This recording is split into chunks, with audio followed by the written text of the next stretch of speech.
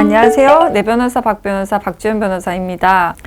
최근 한 국내 유튜버가 생방송을 진행하던 중에 50만 원을 주면은 자신의 수염을 밀겠다고 했고, 시청자 중 한 명이 내가 돈을 주겠다라고 해서 유튜버는 입금을 확인을 하고 자신의 수염을 밀었습니다.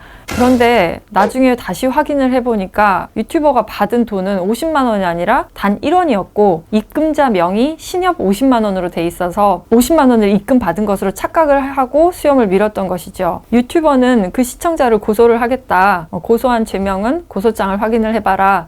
기분 상해죄는 아닐 것이다. 이렇게 얘기를 했다고 하는데요. 그렇다면 이 시청자에게 어떤 범죄가 성립할 수 있을지 얘기해 보도록 하겠습니다. 먼저 돈을 주겠다고 거짓말을 했기 때문에 사기죄가 성립한다고 생각하시는 분들이 많을 것 같은데요. 사기죄는 재산범죄입니다. 나를 속여서, 나를 기망해서 재산적인 처분행위를 하도록 해야 되는데 수염을 미는 행위는 재산적인 처분행위가 아니기 때문에 사기죄에는 성립하지 않습니다. 두 번째로 검토해 볼 죄명은 상해죄 또는 폭행죄인데요. 판례 중에서는 면도기로 음모와 겨드랑이 털을 깎고 머리카락을 자른 경우에 상해죄가 성립하지 않는다고 본 사례가 있습니다.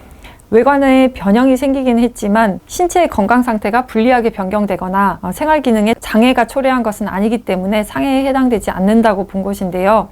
폭행에 해당할 수 있으면 변론으로 한다라고 해서 폭행에 해당할 수 있는 여지는 남겨두었습니다. 그렇기 때문에 이 사건도 수염을 민 것 자체는 상해죄에는 해당하지 않지만 폭행죄에는 해당을 할 수가 있는데요. 그렇다면 상대방이 날 때린 게 아니라 내가 나의 수염을 민 것도 폭행에 해당되는지가 문제가 되겠죠. 형법에서는 간접정범이라는 것이 있습니다. 자신의 범행에 타인을 도구로 사용을 하는 것이죠. 그래서 이 시청자는 유튜버를 자신의 폭행 범행에 도구로 사용을 해서 이 유튜버가 자신의 수염을 밀도록 한 거. 그러니까 어떻게 보면 그 시청자가 결과적으로는 유튜버의 수염을 민 것과 같은 그런 효과가 있다는 것이죠. 그래서 여기에서는 폭행죄 간접정범이 이론상으로는 성립할 수 있을 것 같습니다. 형법 24조에서는 피해자의 승낙이 있으면은 처벌하지 않는다고 해서 피해자의 승낙을 위법성 조각 사유로 두고 있는데요. 그렇다면 이 사건에서도 유튜버가 승낙을 했기 때문에 처벌하지 못하는 것 아니냐 이렇게 얘기를 할 수도 있겠는데요. 이 승낙 자체가 상대방이 나를 속여서 한 승낙이기 때문에 유효한 승낙으로 보기는 어렵습니다. 따라서 위법성 조각 사유에는 해당되지 않을 것 같습니다.